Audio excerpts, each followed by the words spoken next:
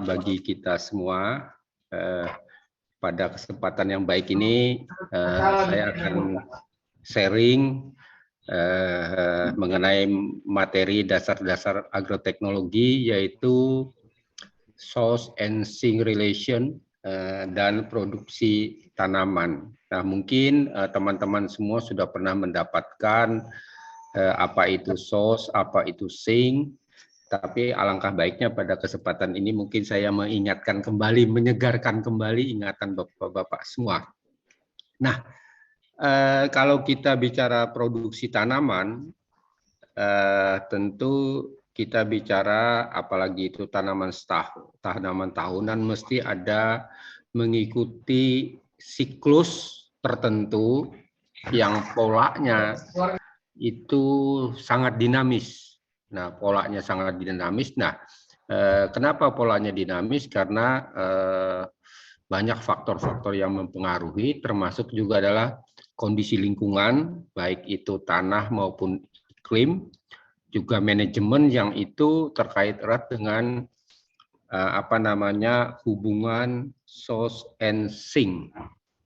Ya, nah mungkin teman-teman sudah sudah pernah dengar, pernah lihat, pernah belajar juga bahwa secara umum dari sisi fisiologi organ tanaman itu dibedakan dua macam, ya, ada source dan sink.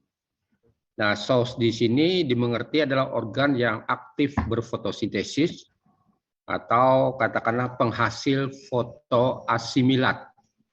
Nah, pertanyaannya, apakah pelepah sawit itu sejak katakanlah berstatus sebagai nomor 1, kemudian bergeser menjadi nomor 2 dan seterusnya, sampai mengalami penuaan, apakah pelepah itu berstatus sebagai source? Nah, ternyata tidak. Ya, ternyata tidak. Jadi berstatus source itu tergantung tahap pertumbuhan dari daun atau pelepah bersangkutan. Nah, di sini yang berperan sebagai source adalah daun dewasa atau dalam hal ini pelepah dewasa. Nah, di pihak lain itu ada istilahnya sink. Sink itu organ yang memerlukan fotoasimilat atau hasil fotosintesis. Nah, ini pada tanaman itu dibedakan, ada yang namanya utilization sink, ada yang namanya storage sink. Nah, utilization sink itu adalah organ-organ tertentu yang memerlukan hasil fotosintesis, ya, untuk pertumbuhan dan perkembangannya. Nah, di pihak lain ada storage sink. Storage sink itu ya organ yang memang fungsinya untuk menimbun, ya, untuk menimbun. Nah, dalam konteks dengan kalau kita berbicara perkebunan kelapa sawit, kita berbicara sawit sebagai individu, ya kita bisa lihat dalam satu pohon itu mana yang berstatus utilization sink. Misalnya pelepah muda itu dia memerlukan hasil fotosintesis untuk mencukupi kebutuhan pelepah bersangkutan, ya. Atau misalnya buah yang masih muda, tandan yang umurnya 4 bulan pertama sejak antesis, itu dia berperan sebagai utilization sink, artinya bagaimana fotosintat itu dibutuhkan untuk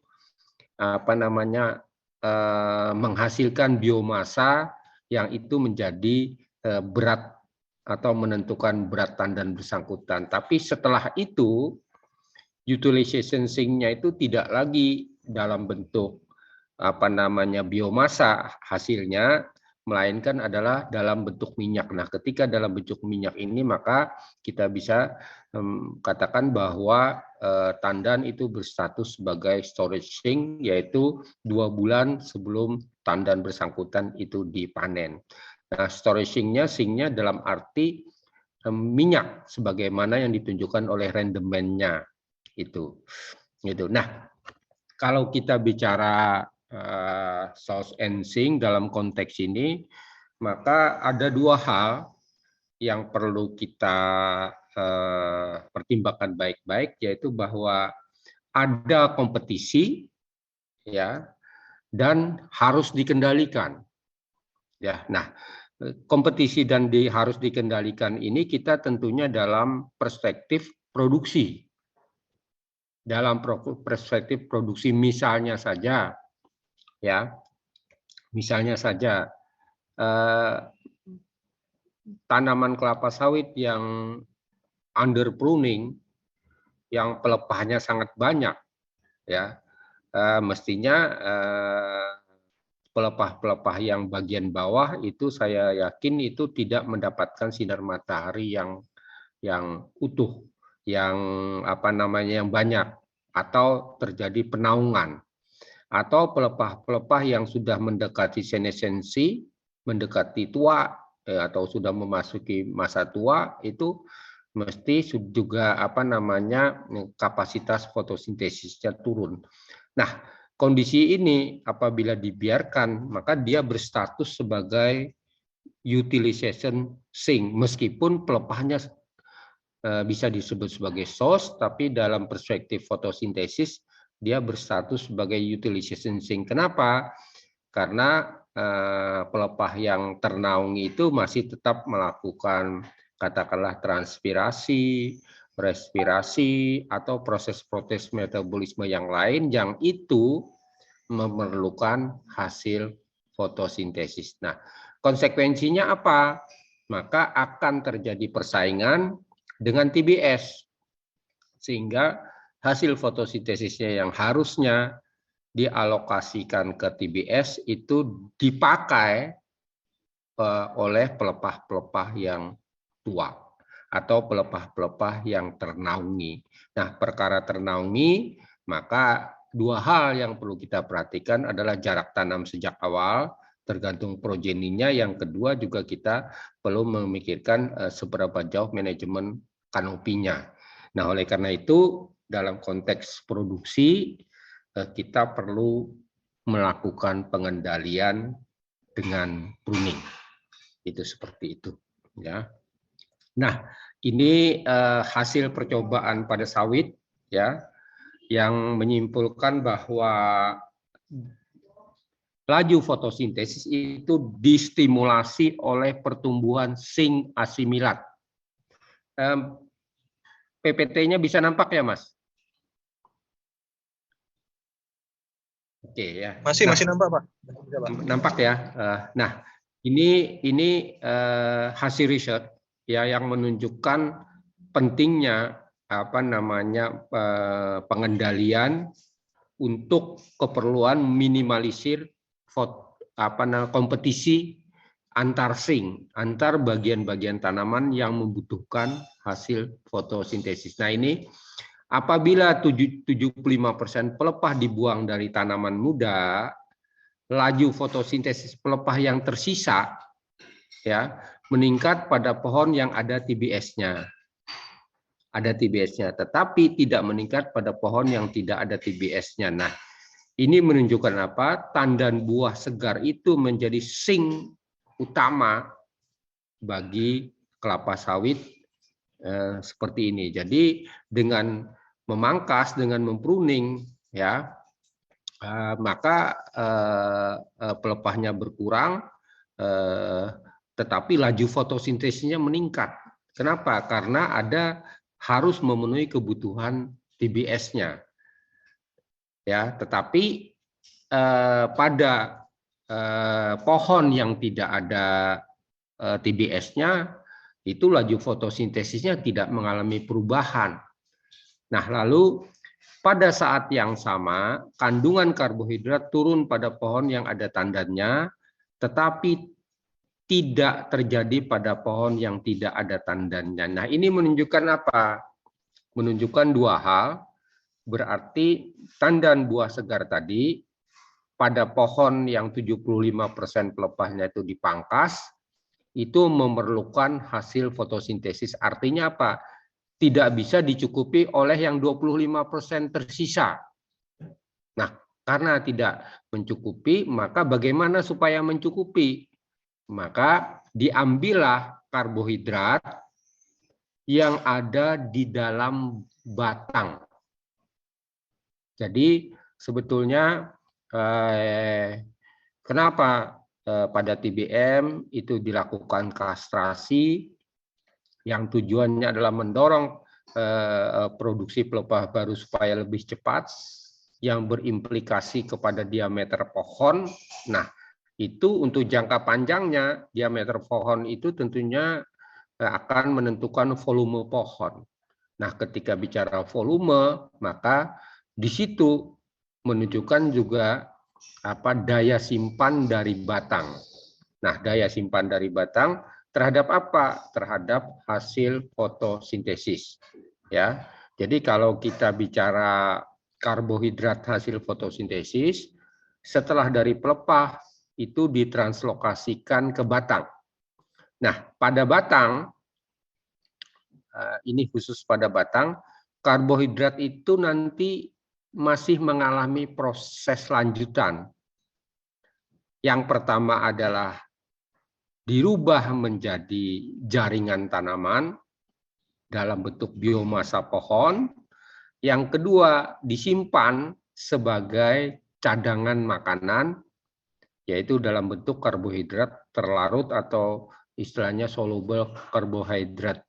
Nah, apa gunanya yang karbohidrat terlarut itu? Yaitu dia akan dipakai atau ditranslokasikan kembali apabila kanopi terhambat fotosintesisnya, pelepah terhambat fotosintesisnya, sehingga itu dialokasikan ke zinc, dalam hal ini adalah TBS yang memerlukannya. Seperti itu, ya. Nah, lalu ada hasil lain pada sawit, laju fotosintesis tanaman muda berhubungan dengan jumlah tandan. Artinya apa? Ada korelasi yang kuat antara kecepatan fotosintesis pohon sawit ketika masih muda dan jumlah tandan. Nah, kenapa? Karena ketika masih muda itu ukuran pelepahnya tidak sebesar kalau sudah misalnya TM10 ke atas, ya, masih pendek rakisnya, lalu jumlah leafletnya atau helai daunnya pun belum sebanyak kalau itu pada tanaman dewasa. Nah, ini menunjukkan bahwa kecepatan akan naik dengan semakin meningkatnya jumlah tandan. Artinya apa? Ini menunjukkan bahwa ada mekanisme adaptasi pohon dalam hal kecepatan fotosintesis. Nah, sekarang bagaimana kita mengupayakan supaya jumlah tandan pada pohon itu banyak. Nah, itu nanti akan kita lihat bagaimana primordia bunga, determinasi seks, dan seterusnya itu. Ya. Nah, ada hasil lain, laju fotosintesis tanaman muda hampir 2 kali lipat 2 bulan sebelum tandan pertama dipanen. Saat asimilat, dalam hal ini hasil fotosintesis, akan diperlukan untuk sintesis minyak. Nah, untuk teman-teman ketahui bahwa untuk menghasilkan 1 gram karbohidrat dengan 1 gram minyak, sama-sama beratnya 1 gram, itu energi yang dibutuhkan untuk 1 gram minyak itu lebih besar daripada karbohidrat. Nah, ini menunjukkan bahwa kalau kita bicara energi, maka sumbernya tidak lain juga hasil fotosintesis, ya, yang itu sangat tergantung kepada kondisi kanopi, kondisi pelepah dari pohon bersangkutan. Nah, Bapak-bapak sudah sudah sudah paham sekali bahwa sintesis minyak pada TBS itu berlangsung 2 bulan sebelum tandan yang bersangkutan itu dipanen. Jadi 3,5 bulan pertama itu bagaimana tandannya itu menjadi berat, ya, besar. Nah, setelah itu baru minyaknya terisi 2 bulan sebelum panen. Ada yang perlu disampaikan dalam hal ini? Suara saya cukup terdengar ya, Mas? Jelas. Baik. Silakan kalau ada yang ditanyakan.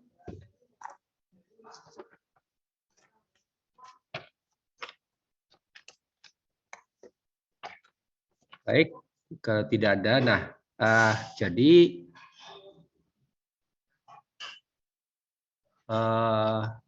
apa namanya?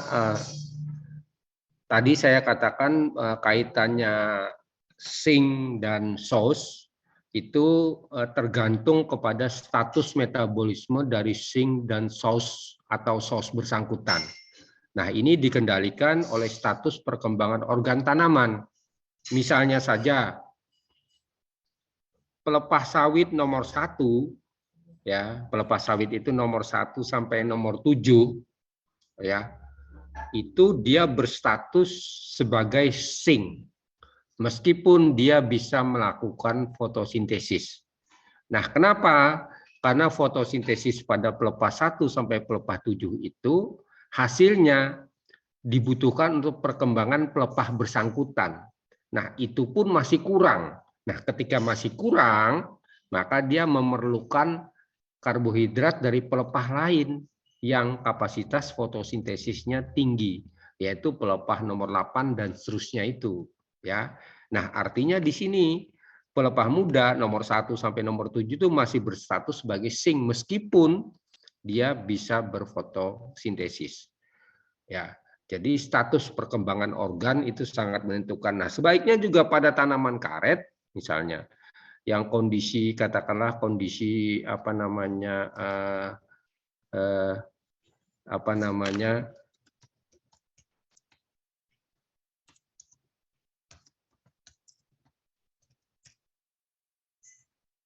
ya yang kondisi ketika masih seperti ini, ya, ketika masih seperti ini maka statusnya ketika ini berstatus sebagai sink, ya, berstatus sebagai sink. Karena meskipun dia berfotosintesis, tetapi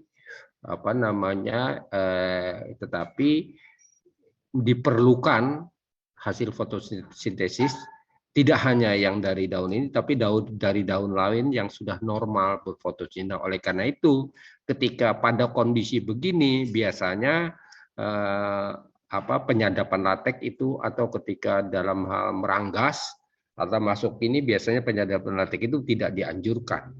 Kalau seperti ini, kalaupun dianjurkan biasanya mesti mungkin S2D3, S2D4, tidak bisa S2D1 setiap hari karena kapasitas fotosintesis ini di sini belum maksimum, artinya dia berstatus sebagai sink, ya. Nah, demikian juga kalau kita bicara misalnya buah ataupun TBS itu dia berstatus sink secara penuh, ya, mulai dari antesis atau bahkan mulai dari primordia bunga, antesis sampai panen itu semua berstatus sebagai sink, ya, sebagai sink itu sebenarnya. Nah, cuma sink yang terbesar kalau pada TBS itu adalah 2 bulan sebelum tandan bersangkutan itu dipanen. Nah, kenapa? Karena sintesis minyak itu memerlukan energi yang lebih besar daripada sintesis karbohidrat. Itu seperti itu. Ya. Nah, oleh karena itu dari uraian saya tadi, lalu bagaimana kita meningkatkan strategi kita untuk meningkatkan hasil dalam perspektif tadi source and sink tadi. Nah, yang pertama yaitu bagaimana kita meningkatkan kapasitas SOS. Nah, maka kita harus mencari bahan tanam yang memang kapasitas fotosintesisnya tinggi, ya, yang kapasitas fotosintesisnya tinggi dan kebutuhan-kebutuhan atau syarat-syarat untuk fotosintesis maksimum itu harus kita penuhi, seperti air, lalu nutrisinya harus cukup, magnesiumnya harus cukup, nitrogennya harus cukup, karena itu berkaitan dengan klorofil. Ya. Lalu juga tidak hanya laju fotosintesisnya cepat, harus laju translokasi senyawa C-nya juga bagaimana hasil fotosintesis segera dibawa keluar dari pelepah. Maka di sini air menjadi penting. Kalau translokasi senyawa karbon hasil fotosintesis dari pelepah itu keluar pelepah, terganggu, maka ini akan berefek pada kecepatan fotosintesis itu sendiri. Nah, kemudian juga bagaimana hasil fotosintesis itu dibagi antara anabolisme dan katabolisme. Anabolisme ini artinya proses penyusunan. Misalnya untuk keperluan biomasa tanaman, tanaman bertambah berat harus ada sintesis dinding sel. Nah, sintesis dinding selnya itu artinya itu adalah proses anabolisme, tetapi itu tidak serta-merta begitu, ya. Harus ada juga proses katabolisme atau perombakan, ya. Dirombak sebelum dipergunakan untuk reaksi penyusunan. Nah, di samping itu juga harus laju sintesis sukrosa. Ingat, senyawa hasil fotosintesis yang dibawa keluar dari pelepah, ya, ataupun dari daun itu sebagian besar dalam bentuk sukrosa, yaitu dari glukosa harus diubah menjadi sukrosa baru dibawa keluar daun, keluar dari pelepah.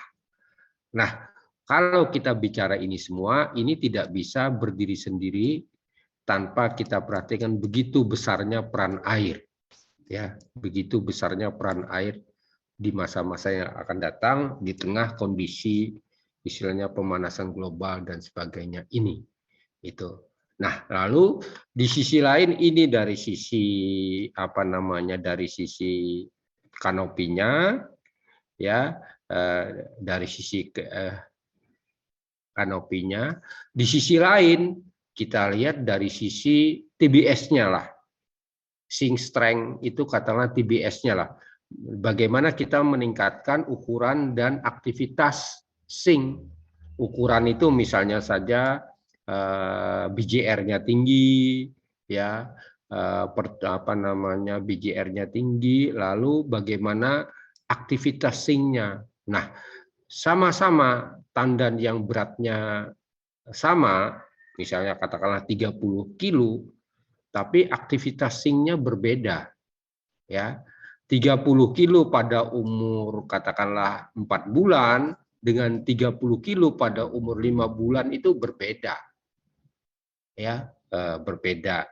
Nah, kenapa bisa berbeda? Kembali lagi penjelasan saya tadi bahwa untuk menghasilkan minyak, 1 gram minyak itu memerlukan energi yang lebih besar daripada 1 gram karbohidrat. Minyak itu dalam hal ini adalah asam lemak yang menyusun CPO. Nah, maka ketika bicara ukuran sink, ini adalah BJR tadi. Ya, nah, BJR tadi.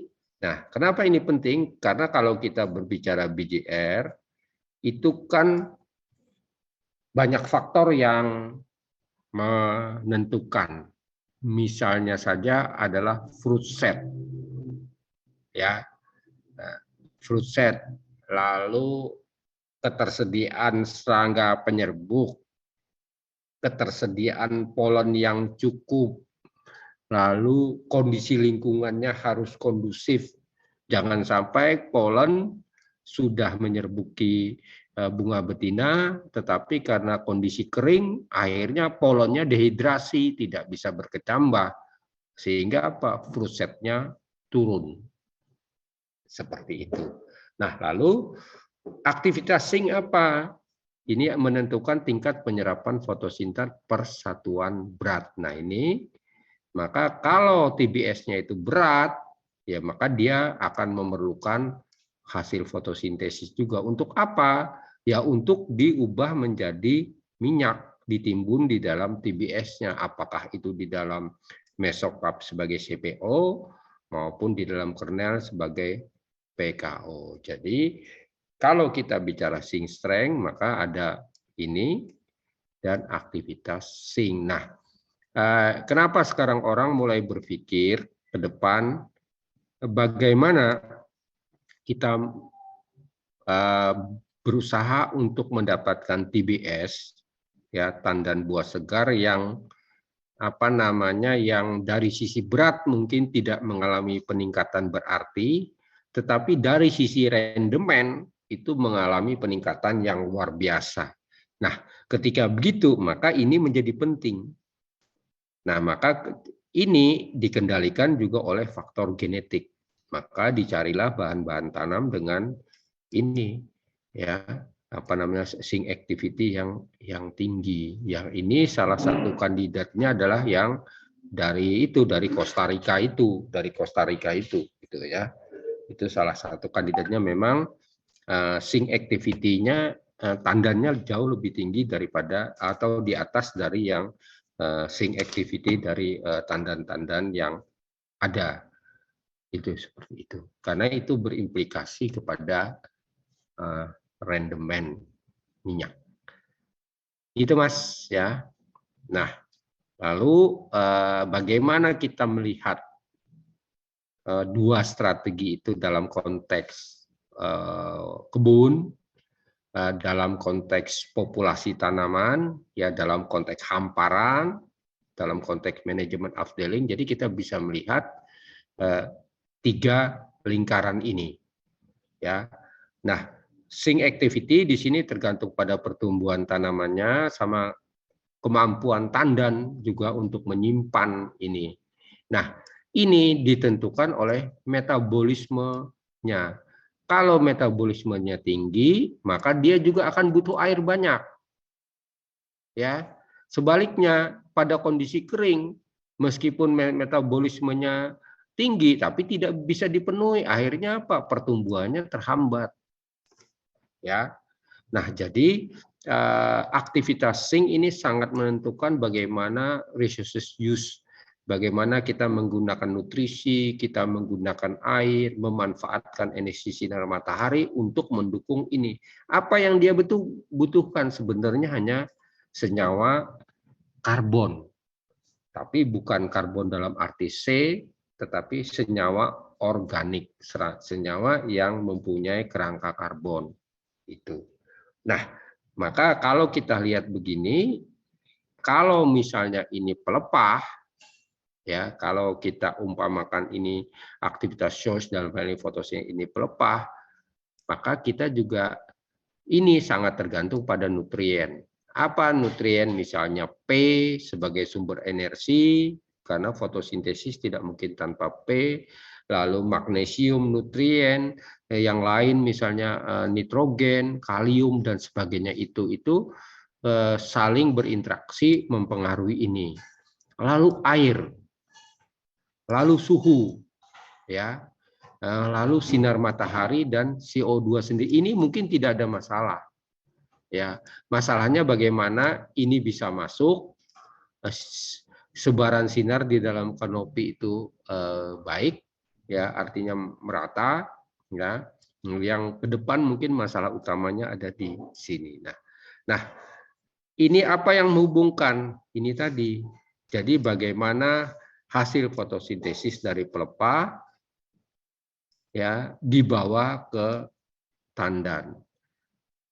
Harus ada transportasi. Transportasi bentuknya apa? Transportasi melalui floem. Maka diameter tandan itu menentukan volume floem. Ya, diameter tandan itu menentukan volume floem, sehingga apa, kemampuan dia mengisi ini akan lebih banyak daripada yang lebih kecil. Nah, kemampuan membongkarnya juga di TBS akan lebih banyak. Ini seperti ini. Jadi kalau kita perhatikan mungkin apa yang dilakukan selama perawatan TBM sebetulnya itu punya implikasi jauh ke depan. Ya, ibaratnya mempersiapkan pohon itu bagaimana 20 tahun berikutnya setelah memasuki masa TBM. Untuk apa? Ya, selama 20 tahun itu tentunya pohon mengalami stres karena air, karena kan manajemen kanopi yang keliru, pupuk yang kurang dan sebagainya itu. Ya, tetapi persiapannya, antisipasinya sebetulnya itu pada level TBM. Salah satunya itu. Gitu, Mas. Ya. Nah, maka kalau kita bicara hubungan source and sink, jadi penghubung antara pelepah sebagai source maupun pelepah muda sendiri yang berperan sebagai sink untuk sementara, dengan semua, dengan batang, dengan akar, dengan tandan, dengan bunga, itu sebetulnya floem. Ya. Nah, di dalam sinilah hasil fotosintesis dalam bentuk sukrosa ditranslokasikan ke sink atau jaringan atau organ yang memerlukannya. Nah, pada saat yang sama terjadi juga misalnya beberapa ion organik, kalium, magnesium, P, dan klor, ini juga sebagian itu ditranslokasikan juga melalui floem. Sebagian ya, itu. Nah, ada hormon dan sebagainya. Jadi, hubungan antara source and sink itu ditentukan oleh dua peristiwa ini. Ada floem loading, bagaimana gula ya beratom C3 ini diangkut ya untuk seterusnya akhirnya jadi ini ya lalu dimasukkan dimuat di dalam floem. Nah, karena floem ini berhubungan dengan penghubung berbagai organ, berbagai jaringan, maka dialirkan ke TBS. Ya, TBS lalu ini dibongkar di dalam TBS. Nah, di dalam TBS ini diperlukan untuk macam-macam. Untuk menyusun dinding sel yang berimplikasi kepada BGR, untuk menyusun minyak yang berimplikasi pada rendemen minyaknya. Itu seperti itu. Ya, rendemen minyaknya. Nah, tadi saya bicara source and sink masih dalam konteks fotosintesis, masih dalam konteks karbon atau senyawa organik, tetapi juga source and sink ini juga dipahami dalam konteks hara, dalam konteks pupuk, dalam konteks nutrien. Nah, ini pelepah dewasa ini merupakan sumber karbon karena dia fotosintesis, tapi dia juga sink nitrogen. Dia memerlukan nitrogen. Sebaliknya jaringan akar ini menjadi source nitrogen karena sintesis asam amino dan sink karbon. Ya. Nah, ini maka kita bisa lihat nah seberapa jauh hal itu berkenaan nutrien misalnya dalam kondisi defisien atau tidak. Kembali lagi teman-teman mungkin sudah ingat unsur hara itu berdasarkan mobilitasnya dibedakan dua macam. Ada yang mobile dan immobile. Nah, ini perlu kita pahami baik-baik manakala source and sink itu tidak seimbang dalam arti mungkin resourcesnya, sumber dayanya dalam hal ini nutriennya itu kurang. Itu ya. Ada yang ditanyakan Bapak-bapak atau saya terlalu cepat?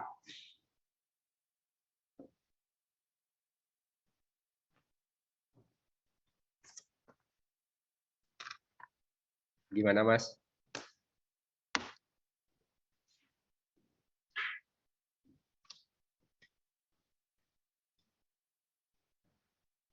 Nah, baik, kalau tidak ada pertanyaan, saya lanjutkan.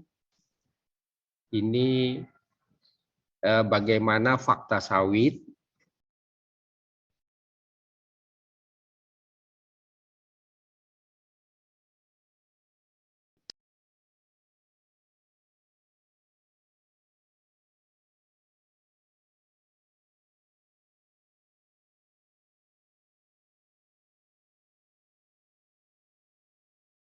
Indonesia di daerah tropika. Hanya persoalannya ini tergantung pada lokasi dan kondisi atmosfer. Ya, misalnya pada pada beberapa waktu yang lalu pernah ada hasil riset yang menyatakan bahwa kebakaran lahan yang berlangsung 2 sampai 3 bulan itu itu ternyata dapat menurunkan produksi kelapa sawit itu sekitar 1,5 ton TBS per hektar per tahun. Nah, itu apa? Sinar mataharinya cukup, tapi intensitas yang sampai ke permukaan pelepah itu kurang, ya, dan juga lama penyinarnya pendek. Jadi kondisi atmosfer. Kemudian juga bergantung lokasi. Maka ketika bergantung lokasi ini kita bisa lihat kenapa Sumatera itu rata-rata produktivitasnya lebih tinggi daripada Kalimantan. Padahal sama-sama yang Nah, kenapa Sumatera lebih tinggi dari Kalimantan itu tidak lain karena apa? Karena kalau di Sumatera umumnya hujan itu terjadi pada malam hari. Sehingga pada siang hari intensitas sinar lama penyinarannya normal. Sedangkan di Kalimantan dari data yang ada hujan itu turun pada siang hari, ya kadang-kadang malam hari, tapi di Sumatera pada umumnya dominan pada malam hari. Sehingga ini membuktikan bahwa intensitas sinar itu menjadi faktor pembatas, meskipun secara keseluruhan ini bukan faktor pembatas, ya, karena kita katulistiwa, ya. Nah, lalu yang kedua itu adalah bagaimana fraksi atau bagian sinar matahari yang masuk ke dalam kanopi dan diserap oleh kanopi. Lalu pertanyaannya ada kaitannya dengan indeks luas daun, ya. Nah, apakah semakin banyak jumlah pelepahnya atau semakin banyak jumlah helai daunnya pada pelepah di sawit itu indeks luas daunnya meningkat, apakah kemampuan fotosintesisnya juga meningkat? Tidak. Yang kedua ada koefisien ekstensi. Ekstensi ini maksudnya apa? Jika kita asumsikan sinar matahari yang sampai ke permukaan tajuk itu 100%, maka yang dimanfaatkan untuk keperluan fotosintesis dan produksi biomasa dan sebagainya itu hanya sekitar 44%. Ya, hanya sekitar 44% dari total sinar kalau itu diasumsikan 100% masuk ke dalam kanopi tanaman sawit. Jadi ini pun menjadi kendala. Nah, bagaimana kita yang 0,44 atau 44% itu bisa dimanfaatkan dengan bagus? Maka bagaimana manajemen tajuk dalam hal ini misalnya saja optimasi jumlah pelepah, ya, bagaimana kita mengupayakan pelepah itu produktif, satu pelepah itu produktif dalam arti aktif berfotosintesis pada rentang waktu sekitar 20 bulan, 21 bulan, jangan sampai 18 bulan sudah kering. Itu seperti itu, ya. Nah, lalu yang lain adalah efisiensi konversi. Nah, ketika kita bicara efisiensi konversi menjadi karbon, maka kita tidak bisa memahaminya tanpa melihat peran air tanpa melihat peran pupuk, ya, tanpa melihat dengan kerapatan tanaman juga. Ini seperti ini. Ya. Nah, kalau sudah ini, maka faktor kunci lain ini bagaimana pertumbuhan vegetatif, bagaimana bahan kering dalam ini adalah hasil fotosintesis diubah menjadi biomasa. Ini dipartisi atau dibagi antara organ vegetatif, yaitu pelepah itu sendiri, batang, dan akar dengan tandan buah. Nah, kalau terjadi persaingan, yang korban mesti buah. Ya, perhatikan baik-baik, kalau terjadi persaingan yang korban buah. Ini dulu yang mendapatkan prioritas. Maka kita mengendalikan di sini. Mengendalikannya apa? Ya paling tidak ini menjadi jalan masuk kita mengatur pelepah tidak boleh terlalu lebat atau saling menaungi. Nah, sehingga kalau dari sini kita bisa rumuskan TBS itu adalah ini jumlah sinar matahari yang masuk, ya, fungsi dari yang diserap kanopi, lalu bagaimana efisiensi kanopi berubah menjadi karbohidrat, lalu bagaimana karbohidrat itu dibagi antar organ tanaman, dalam hal ini pohon sawit yang memerlukannya. Nah, ini konsep teoritisnya, tapi intinya bagaimana kita bisa memenuhi hasil fotosintesis itu untuk pertumbuhan pelepah baru, kebutuhan bunga, tandan yang sedang tumbuh, tandan yang sudah misalnya menjelang masak, dan sebagainya, pertumbuhan akar batang bagaimana itu dipenuhi. Maka yang kita maksudkan adalah kita meminimalisir persaingan. Nah, oleh karena itu pelepah-pelepah yang sudah berumur tua, yang sudah ternaungi itu menjadi dipertimbangkan sebagai bagian dari untuk optimasi fotosintesis. Itu seperti itu. Ya. Nah, ini mungkin kalau kita bicara sawit, ya ini analisis pertumbuhan dan hasil berdasarkan pemanfaatan energi sinar matahari. Nah, apa yang kita mendapat ini? Indeks luas daun. Semakin banyak pelepah, indeks luas daunnya semakin tinggi. Tetapi apakah koefisien ekstinksinya tinggi? Tidak. Maka harus diatur. Ya, harus diatur. Nah, maka ini menentukan bagi fraksi sinar matahari yang sampai ke dalam kanopi. Nah, ketika bicara ini ya dalam konteks dengan total produksi bahan kering, maka kita harus paham betul yang pertama adalah tinggi tempat, sinar matahari, awan. Karena ini akan menentukan total PAR itu singkatan dari photosynthetic active radiation, artinya radiasi sinar matahari yang efektif untuk fotosintesis. Ya, nah ini tergantung pada ini, ya. Nah, ini lalu tergantung pada ini, maka ini adalah total PAR yang diterima oleh kanopi. Nah, wilayahnya yang aktif itu adalah pada panjang gelombang kira-kira 400 sampai 700 nanometer. Nah, supaya pada panjang gelombang 400 sampai 700 nanometer tertangkap dengan bagus, maka pigmen ini menjadi penting. Nah, ketika bicara pigmen, maka kecukupan hara, nitrogen, magnesium itu menjadi penting, termasuk juga hara-hara yang terlibat non-struktural untuk keperluan fotosintesis itu. Nah, ini di sisi lain ada ini, ya, maka ini efisiensi energi. Nah, ini semua akan menentukan produksi bahan kering. Nah, persoalannya pada sawit, ini toh bagaimana kita mendapatkan ini cukup, ya.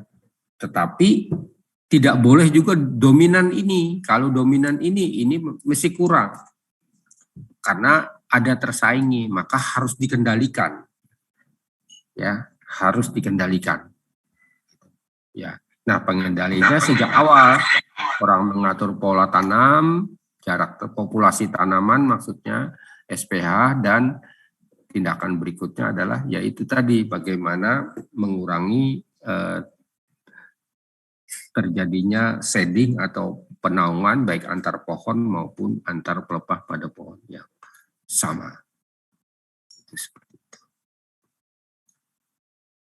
Ada mungkin yang perlu ditanyakan? Nah, ini bisa terlihat ya Pak? Nah, jadi kalau kita bicara sinar matahari yang bisa di-capture, ini tergantung pada luas daun, tergantung pada jumlah pelepah. Maka kita bisa lihat kenapa jumlah pelepah pada sawit muda itu lebih banyak, itu karena luasnya kecil, ukuran helai daunnya kecil. Nah, sebaliknya pada umur dewasa dan tua itu jumlah pelepahnya sedikit karena luas daunnya per pelepah tinggi. Ya, itu. Nah, ini semua menentukan ini juga jarak tanam.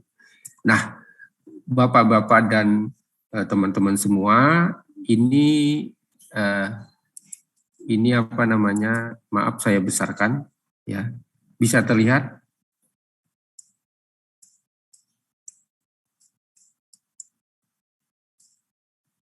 Nah, ini adalah grafik yang menyatakan ini leaf area index ya. Nah, ini sinar matahari yang masuk ke dalam kanopi. Ya, kita perhatikan. Nah, ternyata dengan meningkatnya leaf area index, maka apa? Sinar matahari yang ini juga mengalami peningkatan sampai titik tertentu ini. Ya, nah, leaf area index ini tergantung dua hal tadi, tergantung pada jumlah pelepah dan luas daun masing-masing pelepah itu. Nah, kita bisa lihat ya, setelah titik tertentu ini tidak bertambah. Lalu implikasi manajerialnya bagaimana? Apakah ini dibiarkan terus? Ya, kalau dibiarkan terus, pelepah-pelepah yang banyak yang sampai ini, maka dia akan berperan sebagai source atau sink.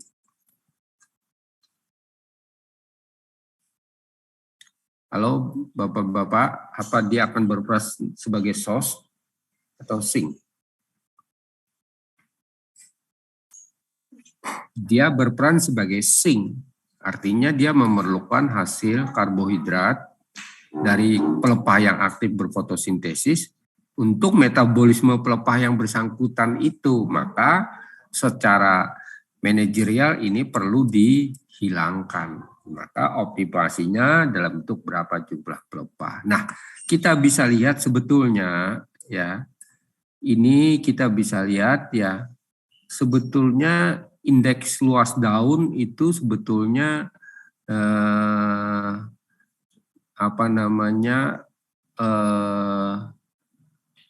meningkat seiring dengan bertambahnya umur tanaman. Tetapi pada 10 tahun ke atas, TM7 itu hampir tidak mengalami perubahan. Hampir tidak mengalami perubahan di sini. Ya. Ini kenapa? Karena ada saling menaungi. Ya, nah, ada hal yang perlu didiskusikan teman-teman semua.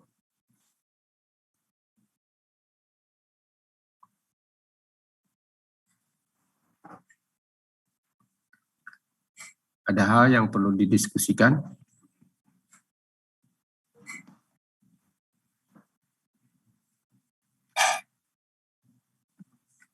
Tanya Pak.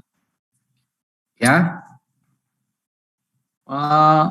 Bisa dijelaskan sedikit Pak, kalau faktor air gimana Pak ya? Baik. Tadi kan di sini banyakkan leaf dari pohonnya ya, artinya dari matahari, kemudian dari leaf indeks daun. Kalau dari air gimana Pak, kebutuhan airnya? Baik ya, Saya mulai dari sini, ya, dari sini saja. Ya.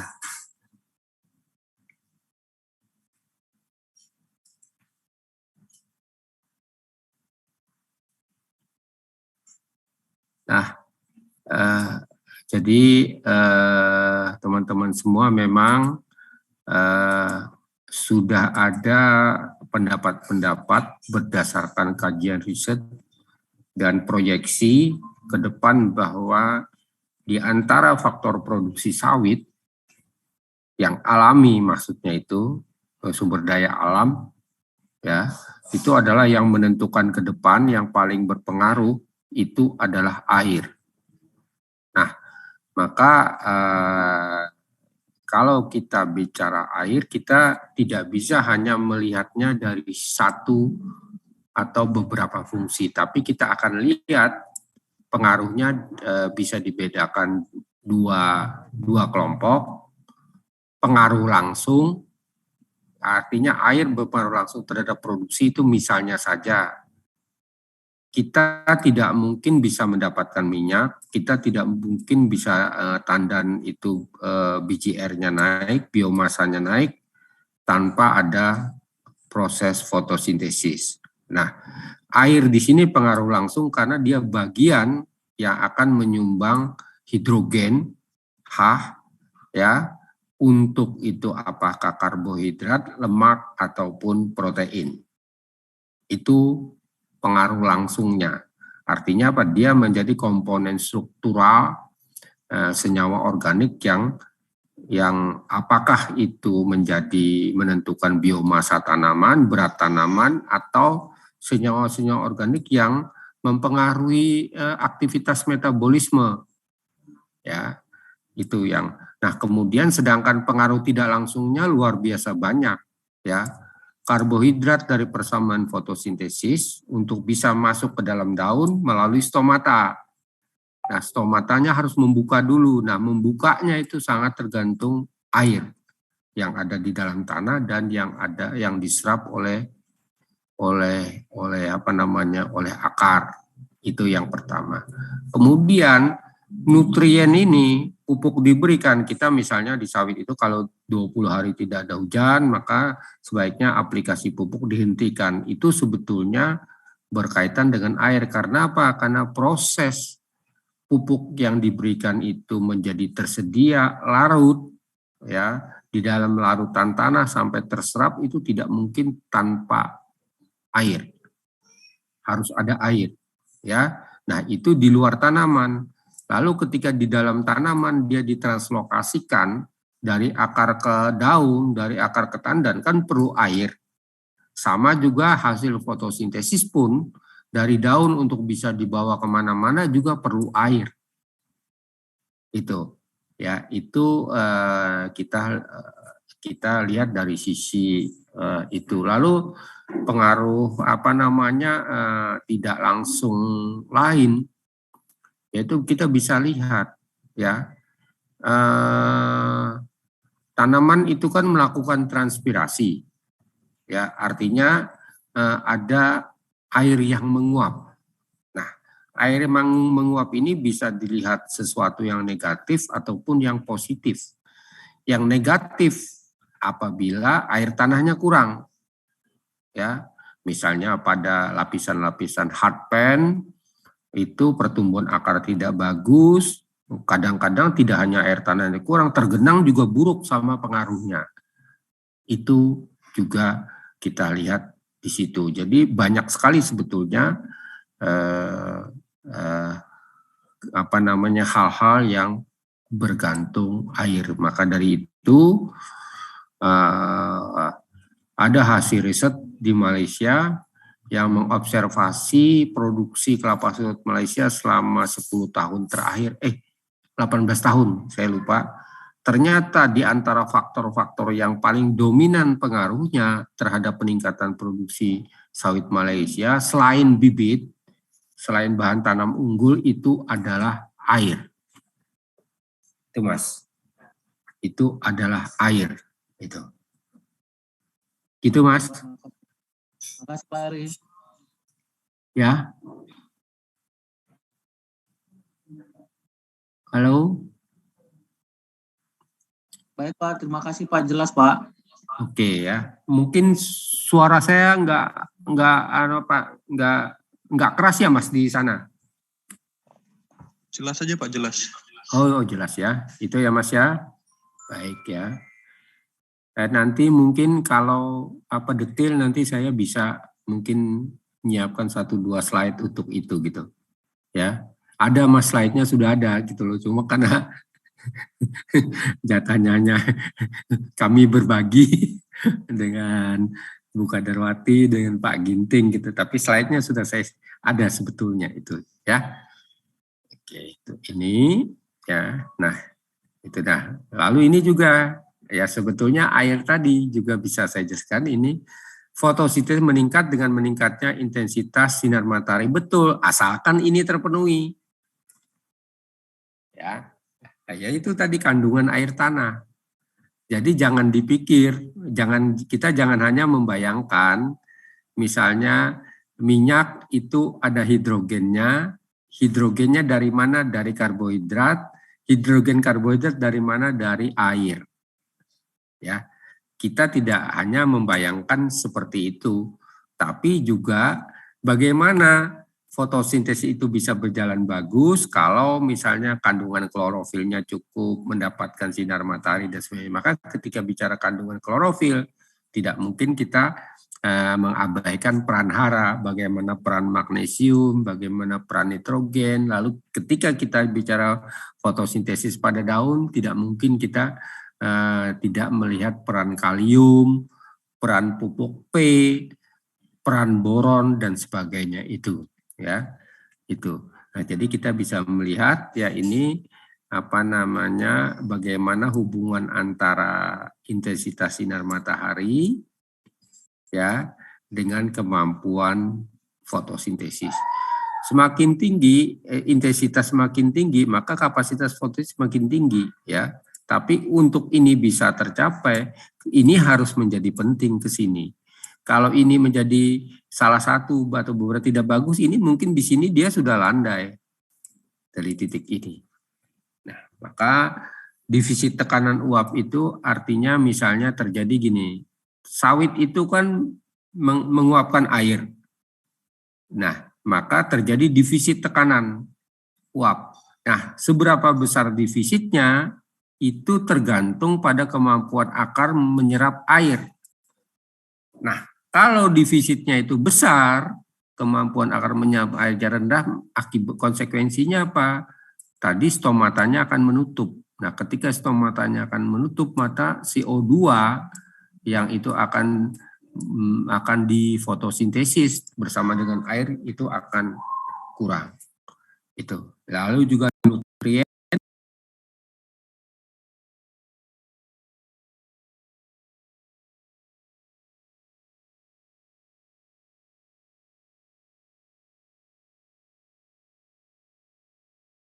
dipenuhi oleh fotosintesis itu sendiri. Artinya kalau respirasi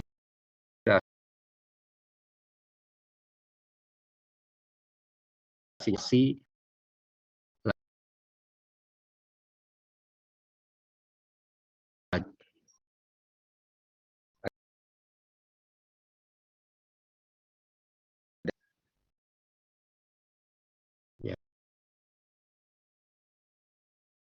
itu tinggi.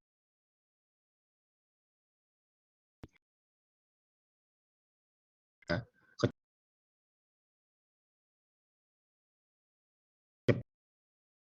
Kita misalnya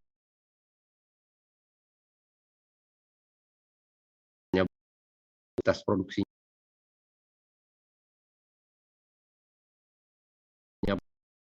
melihat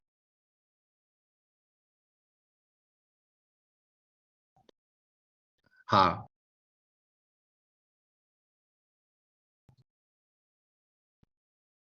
apa namanya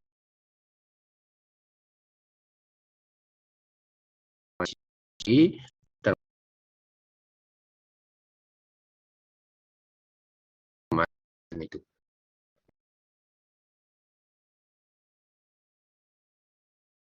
tidak mungkin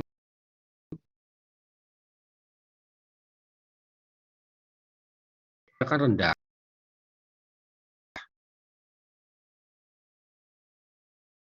Aplikasinya tidak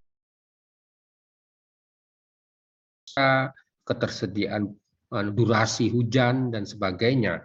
Ya itu. Nah, maka dengan seperti itu maka apa yang perlu mendapat perhatian yaitu kembali lagi bagaimana kita memanage itu dengan bagus. Maka ada pertimbangan-pertimbangan.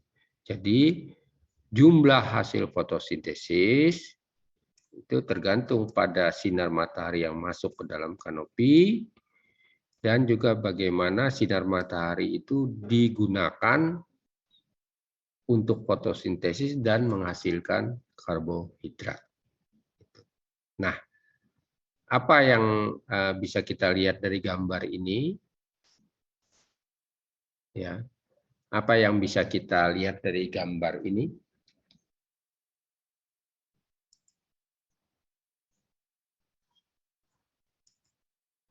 Apa yang bisa kita lihat?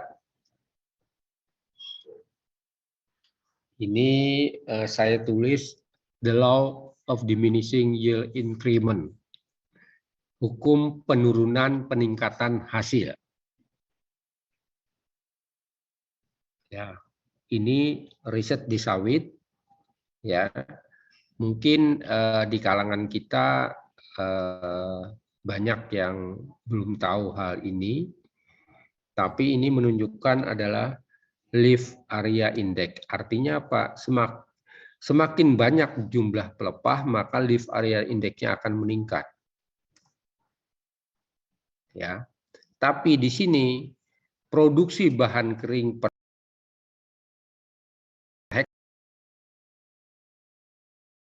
gram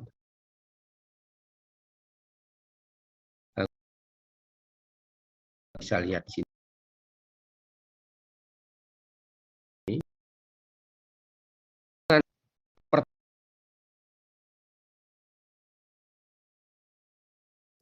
Ini terus mengalami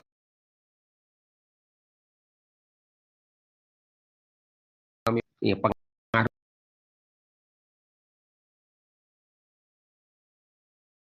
dengan banyak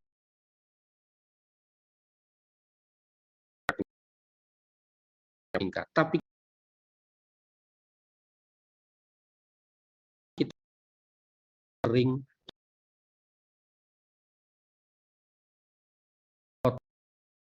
vegetatif dan kelihatan ya. Nah, itu pada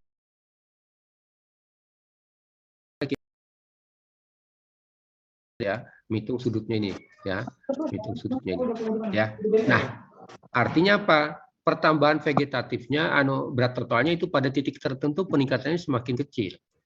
Nah, selisih antara berat kering vegetatif dengan berat kering total ini adalah berat kering tandan. Perhatikan berat kering tandan mulai ini indeks LAI-nya 2-3 sekitar sini aja. Tapi makin lama makin meningkat dan mencapai puncaknya pada kondisi 5-6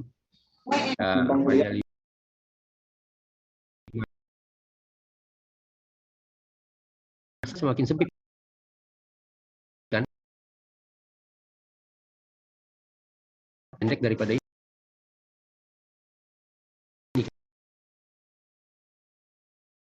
yang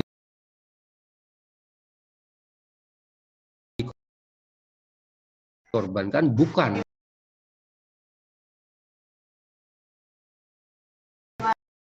adalah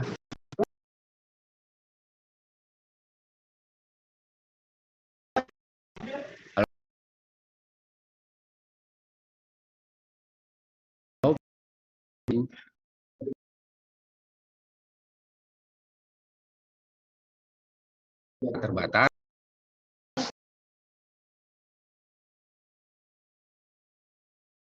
Ada hal yang perlu ditanyakan dari grafik ini? Halo? Ada hal-hal yang perlu ditanyakan dari grafik ini?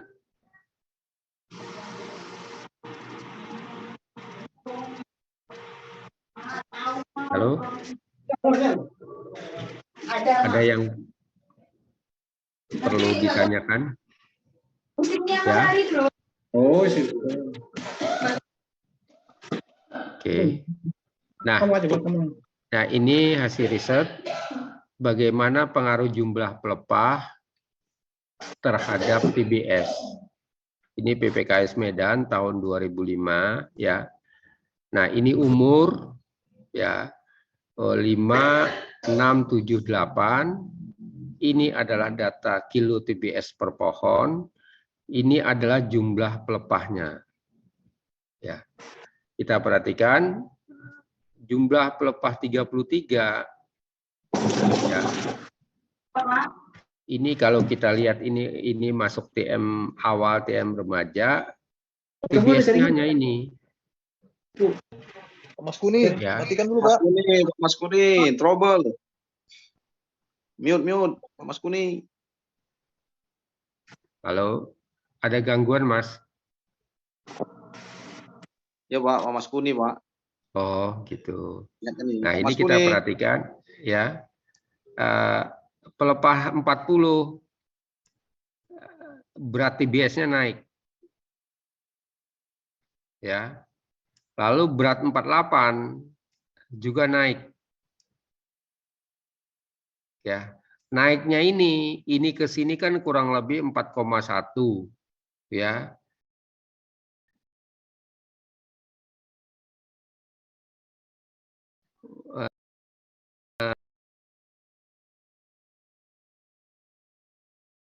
Tapi ini ya.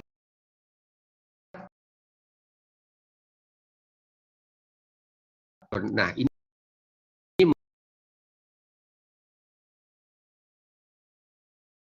pelepah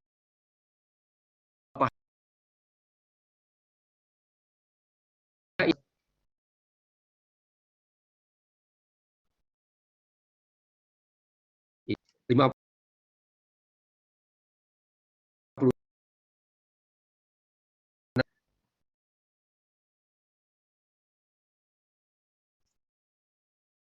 dipahami?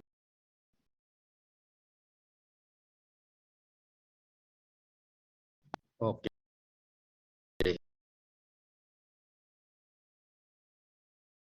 Ya.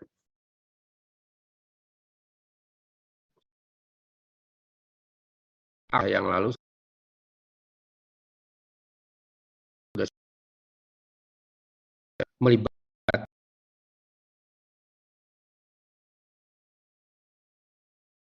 buat apa? Mempertahankan proses ini, yaitu pada waktu terjadi banyak pelepah yang ternaungi,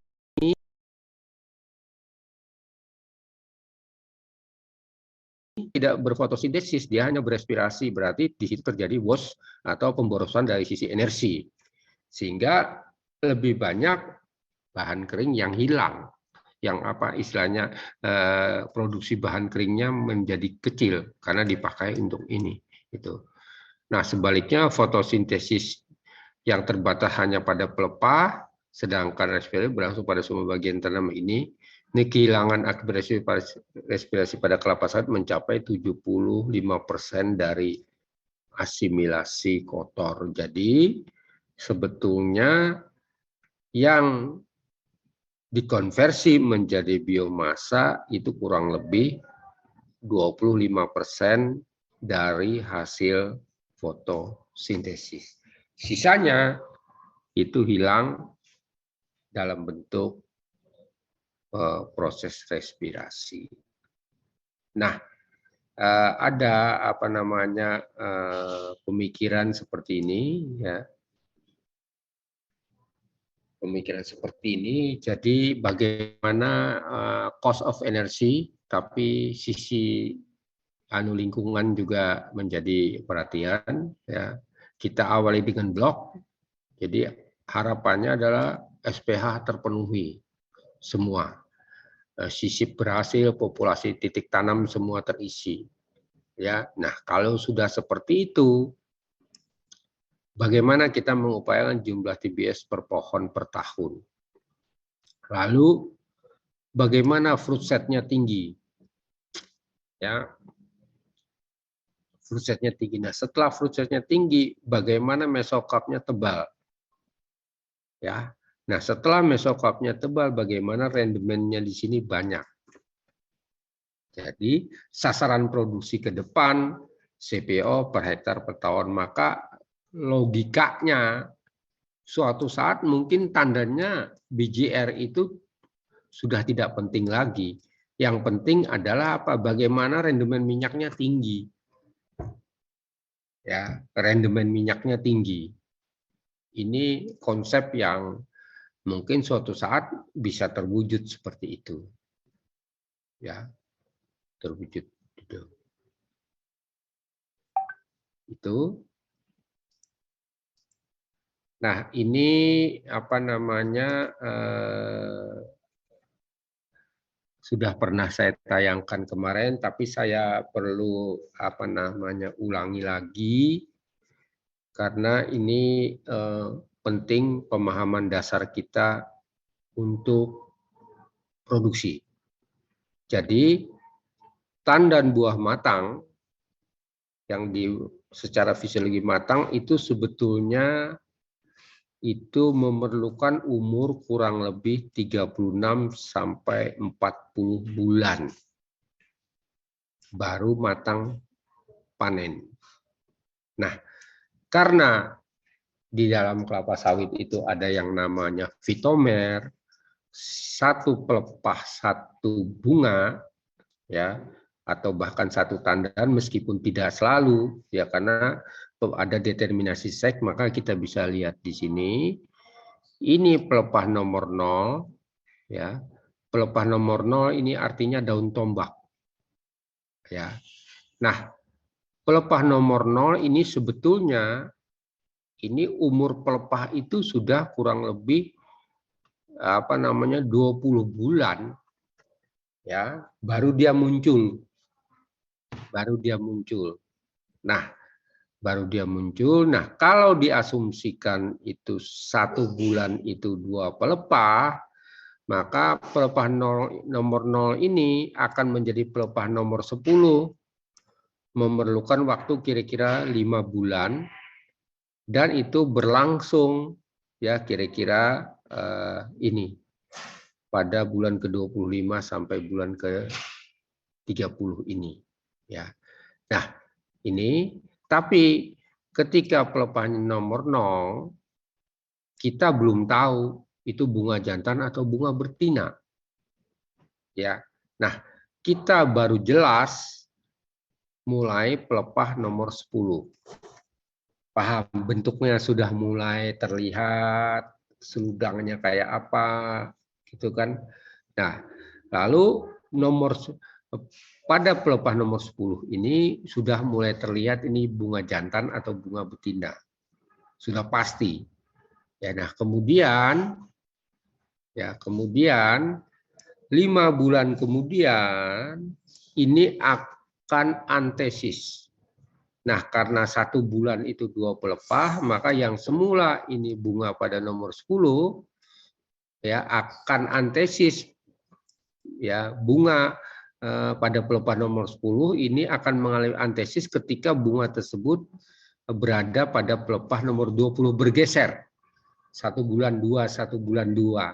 Nah, kemudian 5 bulan sampai 6 bulan kemudian, ya, ini ya menjadi ini, maka akan dipanen. Nah, ketika akan dipanen harapannya ini pada pelepah nomor 30. Yang semula matang antesis disebut ini nomor 30, setelah 5 bulan dengan adanya produksi pelepah baru ini bergeser menjadi nomor 30. Nah, itu. Nah, lalu apa saja yang menentukan jumlah TBS? Nah, yang menentukan jumlah TBS itu sangat tergantung pada fase kritis ini. Ya. Pada fase kritis ini, ya. Nah, pertama determinasi seks. Determinasi seks ini terjadi kira-kira 20 sampai 30 bulan sebelum tandan itu dipanen, atau kira-kira terjadi pada pelepah nomor 10 minus ini, artinya sebelum muncul, atau pelepah 30 yang belum muncul minus. Jadi determinasi seks itu maksudnya apa? Apakah jadi bunga jantan, bunga betina, itu tergantung apa yang berlangsung kurang lebih selama ini berapa 10 bulan ini. Nah, ini satu tandan tapi peristiwanya overlap, ya. Nah, lalu yang kita pahami apa yang di sini sebagai disebut fase kritis yang menurut determinasi seks, misalnya saja status air, ya, apakah dry, kekeringan maupun over, ya, istilahnya banjir, flooding atau waterlogging, ya. Yang kedua apa? Kondisi kanopi, over pruning, under pruning, ya. Itu. Lalu yang ketiga, selain tadi status hara. Status hara ini apa? Nutrisi, ya, itu. Nah, itu yang ini. Kalau ini sudah tercukupi, harapannya di sini muncul bunga betina. Tapi belum tentu, bisa saja karena kekeringan kegugur bunga di sini, rontok, atau karena dimakan oleh tikus, ya, maka di sini enggak, atau juga karena bunga jantannya kurang, ya, sehingga tidak semua bunga ini diserbuki, itu. Nah, setelah misalnya asumsinya antesis, lah, ini maka di sini bisa saja gagal tandan, ya, ini. Nah, ini bisa saja gagal tandan, penyembuhan terjadi, tetapi karena kekeringan, dimakan tikus, dimakan tirataba dan sebagainya, sehingga apa? Buah yang diasumsikan itu kita akan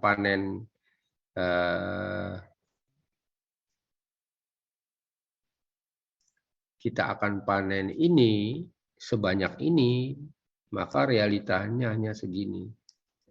Karena ada fase-fase penurunan di sini jumlahnya. Bisa dipahami, teman-teman? Bisa, Pak. Bisa, Pak. Bisa, Pak. Ya. Nah, lalu apa yang perlu kita sikapi? Jadi di benak kita jangan berpikir kalau ada gangguan sekarang pada sawit, ya, hasil kita pengaruhnya kita lihat sekarang, tidak. Bisa saja gangguannya di sini, tapi baru kita terima pengaruhnya 2 tahun kemudian. Bisa itu seperti itu, ya.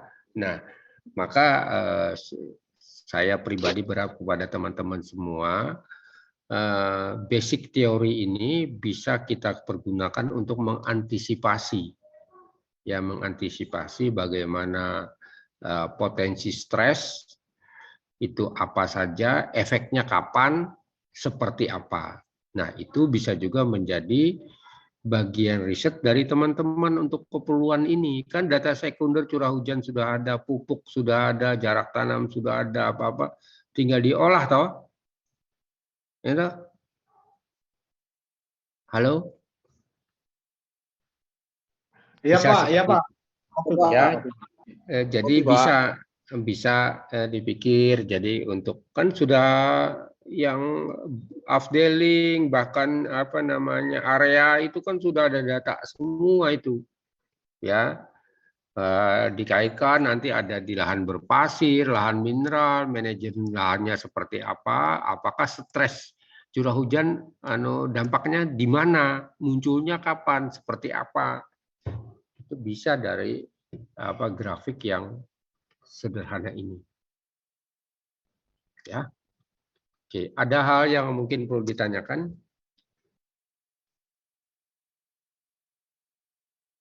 Halo, Bapak, Ya, ada Pak, hal? bertanya, Pak. Hah? Boleh, boleh. Ini ada pertanyaan dari kawan itu, Pak. Boleh, boleh, boleh. Silakan, Mas. Kenapa semakin tinggi umur tanaman, semakin rendah pula atau jenjang pokoknya semakin turun, Pak?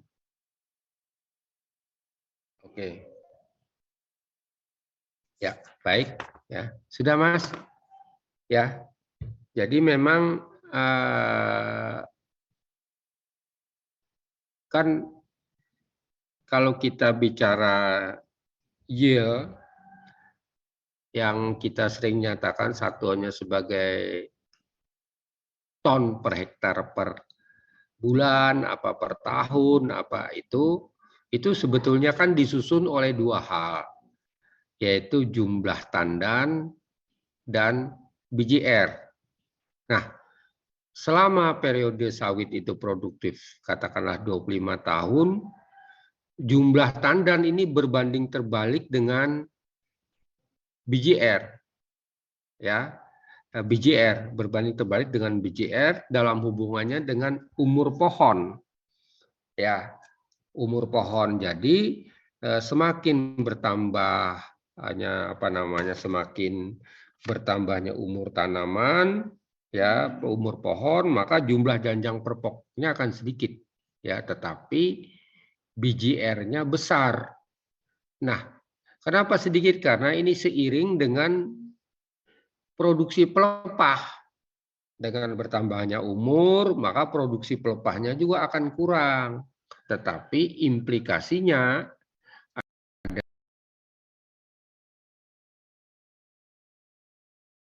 adalah jumlah janjangnya,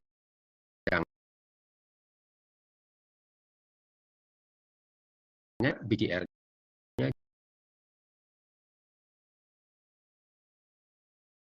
fitomer. Fitomer itu satu pelepah, satu bunga. Ya, nah, kalau produksi pelepahnya itu turun, karena bertambahnya umur, maka produksinya pelepahnya turun, maka peluang untuk mendapatkan bunga betina juga akan semakin kurang, toh. Seks rasio itu kan berubah karena umur juga, toh. Nah, tetapi kompensasinya kita mendapatkan TBS yang besar. Itu seperti itu. Ya. Gitu, Mas.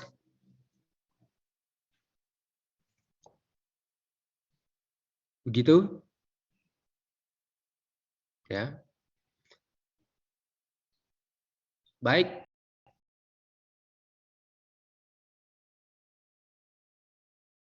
Ada pertanyaan lagi? Halo, Mas.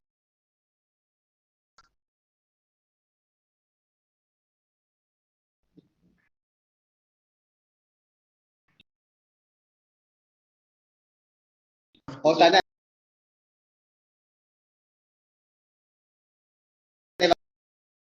Mas. Ya.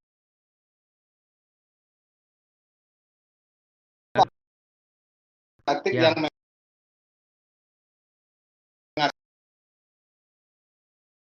itu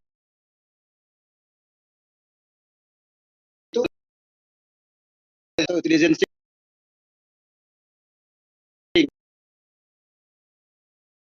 hasilnya jelek.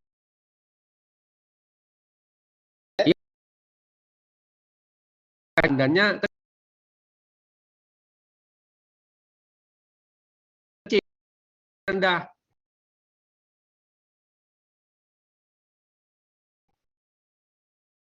Memperbaiki SOS, tapi juga mengurangi persaingan. Persaingan dalam arti misalnya SOS itu kalau diasumsikan pelepah, ya kita upayakan jangan sampai under pruning. Nah, karena kalau under pruning, pelepah-pelepah yang tidak mendapatkan sinar, yang seharusnya dia berperan sebagai SOS, dia menjadi sing, Pak.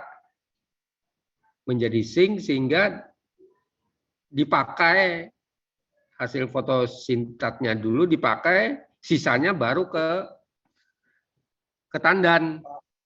Jadi arti kata Pak, kalau dia source-nya jelek, berarti zinc-nya itu pun akan jelek. Terakhir hasil dari tandan atau yang kita harapkan itu makin jelek lah Pak.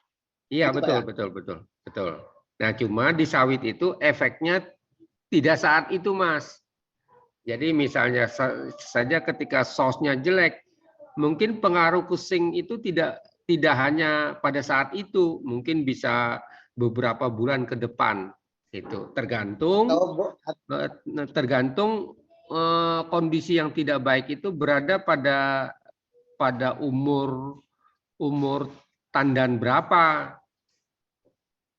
Karena kalau pengaruh pada tandan yang baru antesis atau 1 bulan setelah antesis dengan 2 bulan sebelum panen itu beda.